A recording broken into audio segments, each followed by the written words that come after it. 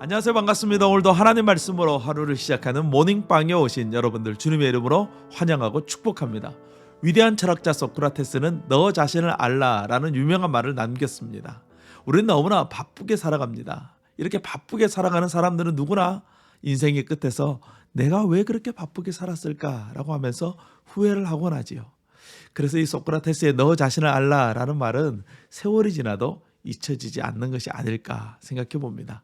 오늘 우리가 묵상할 하나님의 말씀은 전도서 2장 12절에서 17절 말씀입니다. 소크라테스보다 500년 전에 살았던 솔로몬은 우리에게 우리 자신을 돌아보아야 된다라고 전도서를 통해서 말씀하고 있습니다. 솔로몬이 자신의 삶을 돌아봅니다. 솔로몬은 자신의 삶에 세 가지가 있다는 것을 발견해요. 그것은 지혜, 망령됨, 어리석음이었어요. 솔로몬은 하나님으로부터 지혜를 선물 받았습니다. 하지만 솔로몬은 하나님이 주신 그 지혜를 가지고 망령된 삶을 살았습니다. 자신의 욕심과 욕망을 채우는 일에 지혜를 사용하고 말았어요. 그러한 자신의 삶의 끝에 남아있는 것이라곤 어리석음밖에 없다는 사실을 깨닫게 된 것이죠. 여러분의 삶을 세 가지 단어로 정의해 본다면 무엇이 있을까요? 11월의 마지막 날 우리의 삶을 되돌아볼 수 있는 은혜가 있기를 주님의 이름으로 축원합니다. 솔로몬은 지혜가 최고라고 생각하면서 살아왔습니다. 솔로몬 스스로 자신의 지혜에 감탄할 정도였어요. 그 지혜로 말미암아 위대한 나라를 세우고 건축물도 세우고 건조한 땅에 아름다운 정원도 만들었습니다.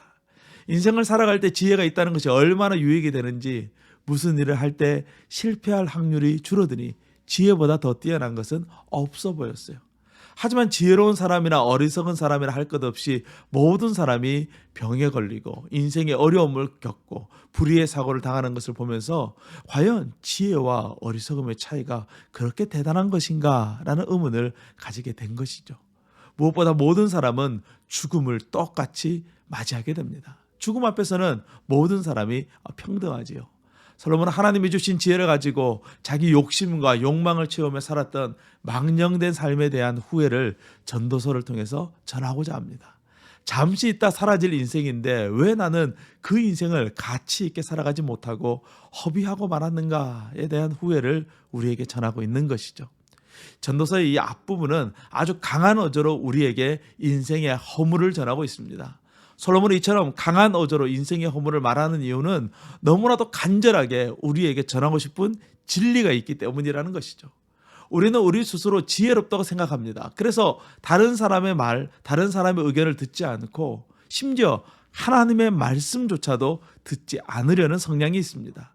내가 옳다고 생각하는 것만을 움켜쥐고 그것을 놓으면 죽는 줄 알고 살아가는 것이 우리의 삶인 것이죠.